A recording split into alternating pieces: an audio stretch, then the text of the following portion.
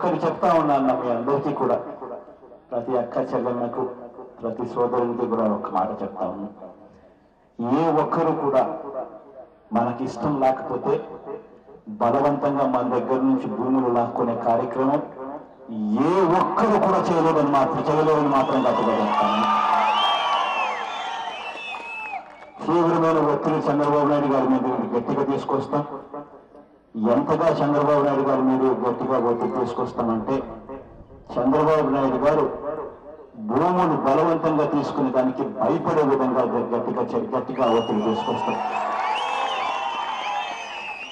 కోర్టులకు వెళ్దాం, కోర్టులలో కూడా కేసు పెడతాం. 3 ఏళ్ళు విని ఎక్కడో గొట్ట కోర్టులలో నడిపిద్దాం. ఆ తర్వాత ఆయన పోతాడు, మన ప్రభుత్వం వస్తుంది. ఏ ఒక్కరికి కూడా ఇటువంటి పరిస్థితి రాకుండా చేస్తానని మాత్రం చెప్తా ఉన్నా. ప్రభుత్వం అన్నది ఏం చేయాలి అన్నది కూడా ఈయనకు ట్యూషన్ చెప్పాలి. ప్రభుత్వం అన్నది ఏదైనా భూమి కావాల్సి వస్తే, రైతుల దగ్గరికి ఏదైనా భూములు కావాల్సి వస్తే వాళ్ళని అడగాల. ఫలాని ఫ్యాక్టరీ పెడుతున్నారు, ఫలాని ఇది పెడుతున్నారు, అది పెడుతున్నారు, మీ భూములు ఇస్తారా అని. రైతులు ఇస్తే తీసుకోవాలి. ఈ రేటు కాదు, మాకు ఈ రేటు ఇప్పిస్తే ఈ రేటు ఇప్పించండి అప్పుడు మేము ఒప్పుకుంటామనంటే ఆ రేటు కాదు, ఆ రేటు ఇప్పించాలి. అలా ఆ రేటు ఇప్పించినా కూడా మేము ఒప్పుకోము అని చెప్పి రైతులు అంటే ఆ భూములు వదిలేసేయాలి.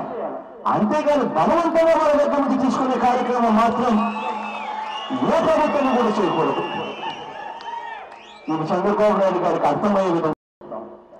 చంద్రబాబు నాయుడు గారు ఆగస్టు 31వ తారీఖున ఆర్డినెన్స్ చివరి రోజు అని చెప్పి ఆ ఆర్డినెన్స్ ముగియక ముందే మనందరికీ నోటీసులు పంపించి భూములు తీసుకోవాలని ప్రయత్నం చేశాడు.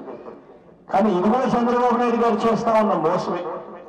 అసలు చట్ట ప్రకారం ఇలా 2 పంటలు పండించే భూములు తీసుకునే అధికారం చట్టం ఇవ్వదు.